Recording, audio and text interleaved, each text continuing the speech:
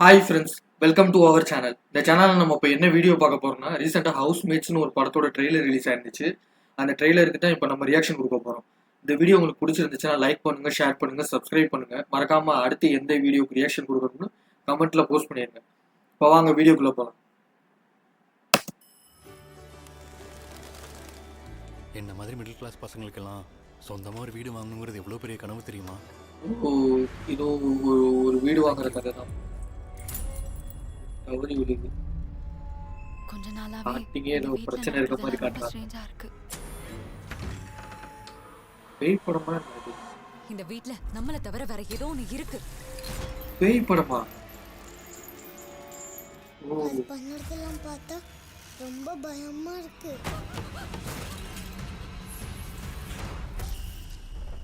டேய் என்ன பேய் பிசாசு கதை விடுறியா? நல்லா ரத்த கட்டறிய ரத்தம் கக்க வச்சான். நீங்க சாகிறதுக்கு முன்னாடி உங்களுக்கு கடைசி ஆசை ஏதாவது இருக்கும்ல? அது என்னன்னு சொல்லுங்க, நாங்கள் அதை நிறைவேற்றுறோம். அந்த சந்தோஷத்தோட எங்கள் வீட்டை விட்டு போயிடுங்க ப்ளீஸ்.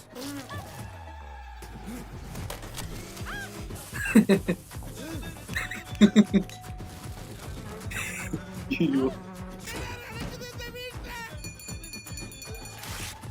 வீட்ல பேய் இருக்கிறத பார்த்துருக்கேன். வீடே பேயா இருக்கிறத இப்பதான்டா இவங்க பாக்குறேன். ரெண்டு பேரும் ஒரே வீடா இல்லாட்டி ரெண்டு வீட்டுல போய் இருக்கா என்னன்னு தெரியலையே. கேள்விக்குறியாடு சார். ஓ, அப்போ உனக்கு என்ன விட இந்த வீடு தான் முக்கியம்ல? இந்த வீட்டை விட்டுட்டு என்னால வர முடியாது. இன்னைக்கு இதெல்லாம் ஆரம்பிச்சதோ என் கையில இருந்த காசு, என் வேலை, என் நிம்மதி, என் சந்தோஷம் எல்லாமே போயிடுச்சு. ஒருவேளை ரெண்டு வீட்டுல போய் இருக்கா என்னன்னே தெரியலையே. இந்த ரமேஷோட ஃபேமிலி எங்க போனாங்க? அவங்க எல்லாரும் எப்படி இறந்து போனாங்க? இது எல்லாத்தையும் கண்டுபிடிச்சாதான் உங்க வீட்டுல நடக்கிறத தடுத்து நிறுத்தி உங்க ரெண்டு பேரோட வீட்டையும் பழைய நிலைமைக்கு கொண்டு வர முடியும். ஓ, அப்ப ரெண்டு பேர் வீட்லயும் போய் இருக்கோ. ஓ.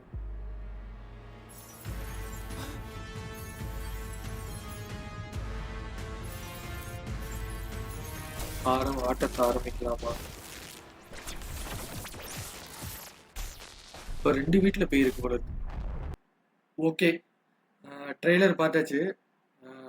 ட்ரெய்லர் நல்லா தான் இருந்துச்சு. கொஞ்சம் டிஃப்ரெண்ட்டாக இருந்துச்சு. அதுவும் இந்த படத்தை ப்ரொடியூஸ் பண்ணுறது எஸ்கே ப்ரொடக்ஷன், அதாவது சிவகார்த்திகேயன் அண்ணா தான் இந்த படத்துக்கு ப்ரொடியூஸ் பண்ணுறாரு.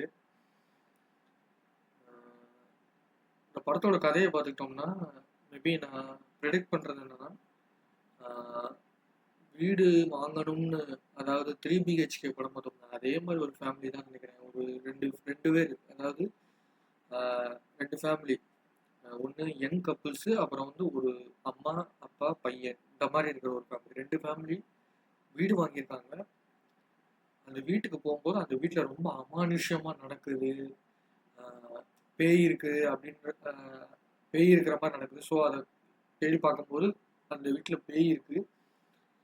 அதை இன்னும் டீட்டெயிலாக விசாரிக்கும் போது இந்த மாதிரி ஒரு ஃபேமிலி ஆல்ரெடி அங்கே இருந்தாங்க, அவங்க காணாமல் போயிட்டாங்க. அவங்க வந்து எப்படி போனாங்க, காணாமல் போயிட்டாங்களா இறந்து போயிட்டாங்களான்னு கண்டுபிடிக்கணும். அப்படி கண்டுபிடிச்சா தான் இந்த வீட்டில் இருக்க பேய் என்ன ஏது அதெல்லாம் கண்டுபிடிக்க முடியும் அப்படின்னு சொல்கிறாங்க. அதுக்கப்புறம் அதை கண்டுபிடிச்சாங்களா இல்லையா, பேயை துரத்துனாங்களா இல்லையா, இதான் இந்த கதை. அப்புறம் பார்த்துக்கிட்டிங்கன்னா, இப்போ வர எல்லா பேய் படமுமே வந்து முன்னாடி வர பேய் படங்கள்லாம் பயப்படுவோம். அதாவது ஒரு 20 வருஷத்துக்கு முன்னாடி வர பேய் படங்கள்லாம் பயம், ஆடியன்ஸை பயமுறுத்துறது ஒரு கான்செப்டாக இருக்கும். ஆனால் இப்போ வர பேய் படங்களில் மேக்ஸிமம் காமெடி தான். அந்த பேயோட கான்செப்ட், அந்த த்ரில்லிங் இதெல்லாம் இருந்தாலுமே மேக்ஸிமம் அதை காமெடி வந்து ஓவர்டேக் பண்ணுற மாதிரி தான் இருக்கும். அது வந்து இப்போதே இருக்கிற பேய் படங்களுக்கு ஒரு பெரிய அட்வான்டேஜ்னே சொல்கிறேன். ஏன்னா வந்து பயப்படுறவங்க கூட அந்த படங்களை வந்து ரசித்து பார்க்குறப்ப அந்த படத்தோட மார்க்கெட் வந்து நல்லா போகும்.